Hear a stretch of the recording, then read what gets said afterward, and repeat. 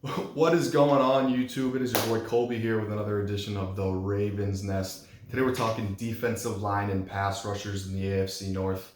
This division's got two Defensive Player of the Year candidates in TJ Watt as well as Myles Garret. It's going to be interesting to see how some of the additions, such as Trey Hendrickson and Odafe Oweh for the Ravens, pan out, as well as Clowney for the Cleveland Browns here. It's going to be an interesting season, and we're going to dive into some of the best defenses. Coming in number 4 is the aforementioned Cincinnati Bengals. The addition of Trey Hendrickson and the re-signing of Sam Hubbard are huge for this team. Trey Hendrickson coming over from the New Orleans Saints. He had 13.5 sacks last year. He was used as a situational pass rusher, which is fine because they have Cam Jordan. Trey Hendrickson, very good situational pass rusher. Didn't have the crazy stats last year. 25 total tackles, but 13.5 sacks, as well as a forced fumble and a pass defense. So he got to the quarterback. He didn't make it count as much as he could have by getting the ball out and some of the things like that. This team, though, like I said, they signed Sam Hubbard. He got a 4-year, $40 million deal, which is awesome for him. Don't really know what the Cincinnati Bengals are thinking, but they need to do anything they can to improve that pass rush. Last year, they had 17 sacks, which was the least in the NFL. When teams were playing against them, it was like they were playing seven. Their quarterbacks were playing 7-on-7. Last year, their defensive line was not great. Like I said, 17 sacks, but they also allowed 5.1 yards per carry, which is second worst in the NFL. Now, obviously, it didn't help that they let up 400 rushing yards the last game of the season to the Ravens, but this team is just not great. So from left to right, they got Sam Hubbard, DJ Reader, came over from the Houston Texans a couple years ago, as well as Larry Ogunjobi, who's a good 3 technique from the Cleveland Browns last year. And then they rounded out with the addition of Trey Hendrickson. This team, they just need to find a way to match their coverage with their pass rush or vice versa. They need to find a way to make teams uncomfortable because it just didn't happen a lot last year. Coming in on our third spot is the Cleveland Browns. From left to right, they got Myles Garret, Andrew Billings, Malik Jackson, as well as Clowney, who came over from the Titans last year. Garret is one of the best defensive players in the year. He is going to be a Defensive Player of the Year candidate, or at least he's in the conversation for it every year he's playing in the NFL. The guy's just an absolute freak athlete. I saw a video of him doing box jumps with like 50-pound dumbbells in his hand. It's like, all right, dude, you're a freak. Everyone gets it. Last year, he had 48 total tackles, 12 sacks, 4 forced fumbles, 2 fumble recoveries, and 2 pass defense. So he affects the game not only by the fact that you have to account for him, it's in double team him, but he also gets the ball out of the quarterback's hands, or at least makes disruptive plays at the least. Billings and Jackson, he's been in the NFL for a long time, originally with that Denver Broncos defense during those Peyton Manning years. He actually played with Derek Wolfe, who's a Baltimore Raven now. He came over from Philadelphia. He's been a little bit hit or miss this past couple of years. I know he's had some injuries. 2.5 sacks last year. Andrew Billings is a nose tackle, just stuffing the run.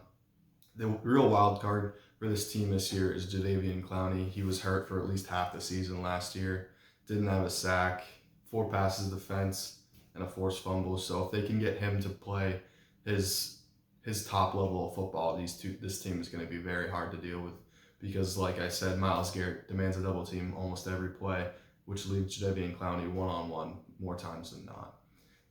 This team is all right as far as a defense goes. Last year, they struggled more as in coverage, I would say. They allowed 4.3 yards per carry. They generated 38 sacks, which is middle of the pack. Like I said, they just need to find a way to be consistent and to not only rely on Myles Garret to make plays for them. Coming in at number 2 are my Baltimore Ravens. This team runs a 3-4 defense. So from left to right, we got Odafe Oweh, Derek Wolfe, who was an excellent player for us last year. Nose tackle Brandon Williams, who's been a Baltimore Raven for what seems like a decade at this point. Multiple Pro Bowls. And then Calais Campbell is our 5 technique. He's going to be in the Hall of Fame at some point in his career. And then the weak side linebacker, Tyus Bowser.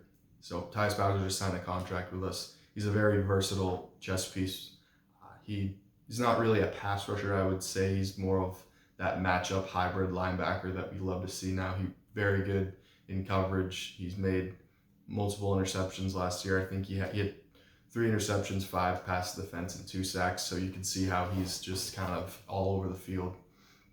This team's stats as far as the defensive line aren't exceptional when it comes to like sacks and stuff like that, but they force you to play a certain style of football, which is they take away the run on first down, and then they allow their defensive coordinator, Don Martindale, to drop these exotic blitzes and get one-on-one opportunities to at least make the quarterback uncomfortable off his spot and get the ball out quick, which is exactly what they want to do because they have the best secondary in the NFL at this point. So Odafe Oweh didn't have many sacks in his career at Penn State. He actually had 0 last year, which for me as a Ravens fan, seeing him get drafted in the first round doesn't really add up to what they do historically. But after seeing, some more, taking a deeper dive into it, he does a lot of the things that Matt Judon did last, but he's more athletic. He's younger, and he's going to be a problem because he's very hard to move. He's very good against the run, but he's going to run and chase everything down. It's going to be exciting to watch. And then you got Derek Wolfe, who is just a consummate pro. He's a very good 3 technique. He is hard to move. After Calais Campbell went out last year with a calf injury, he stepped in there. He was very good against the run. He was one of the key players in the playoff game against the Titans last year. He ended up having 51 tackles, only a sack and a forced fumble. He had 6 tackles for loss, though. Calais Campbell, like I said, he had that calf injury last year, so he wasn't as productive as some people would have expected him, including myself. He only had 4 sacks, but he had 6 passes defense and 3 TFLs. Very hard to move. Actually, the first game of the season was one of his best. He had a tip. Marlon Humphrey picked it off for his only interception of the year. And Brandon Williams is a nose tackle that he's going to play probably 30% of the snaps, but you're not going to move him. You're going to have to put 2 people on him, which is going to give one-on-ones to at least 2 people here, and that's just the way they play. They actually allowed 4.6 yards per carry as a team last year. Like I said, a lot of that had to do because they're playing ahead, which is they're giving favorable numbers to the opposing team in the run game, giving them good angles because they got 6 guys at the line, so you can just down, around, and then you gash them for 5 yards at a time. So I would say that's not very alarming to me because it's just the way that a lot of games play.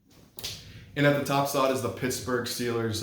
Blitzburg had 56 sacks last year, which led the league by quite a bit. They got Defensive Player of the Year candidate every year, TJ Watt. Last year, Watt had 53 total tackles, 15 sacks, 2 forced fumbles, and an interception, 7 passes defense, and 13 tackles for loss. Personally, I thought he was the Defensive Player of the Year last year, but can't go wrong with Aaron Donald, I guess. And it's nice to see Pittsburgh people get, kind of shafted. It makes me feel good. As far as a team, they got TJ Watt, Stephon Tuitt, Tyson Alualu, Cam Hayward, who's been there forever, who's a team captain, and then they just signed Melvin Ingram, who, if he stays healthy, is going to be very effective for them after losing Bud Dupree last year. Like I said, this team led the league in sacks last year. Not very surprising. They only allowed 13 rush touchdowns, which is one of the top 10 in the NFL. Between Watt and Tuitt, they're 2 of the best combination players because a lot of times they're going to end up playing next to each other. Tuitt's this 3 technique, 5 technique kind of in between guy, and then you got Watt on the outside who kind of moves around depending on matchups. Tuitt last year had 11 sacks, 2 forced fumbles, 3 pass defense, and 4 TFLs. This team just lived in the backfield last year. I see them having some of the similar success. Bud Dupree being out is going to be interesting to see how they make up for that. If Melvin Ingram's healthy, obviously he's going to be a problem. That's just another guy that we have to worry about. But this team they've been one of the best pass rushing teams in the NFL since I've been born, and I'm 25 years old. So I don't see that changing anytime soon. If you like this video, I have a couple more coming out on the AFC North position rankings. This is the first video of the defensive rankings. I'm going to be making one on the inside linebackers, corners, and safeties. and then we're going to start diving into training camp stuff, which starts this week. I'm super excited to cover this. This is my first year, recording anything like this. I'm going to be using the NFL Game Pass to break down some film for some people, gain a little bit of football knowledge while having some fun, cracking some jokes. So if you are into that kind of thing, please like this video, comment on this video, share your thoughts with me. I'd love to hear what you have to say about this, as well as subscribe to my channel.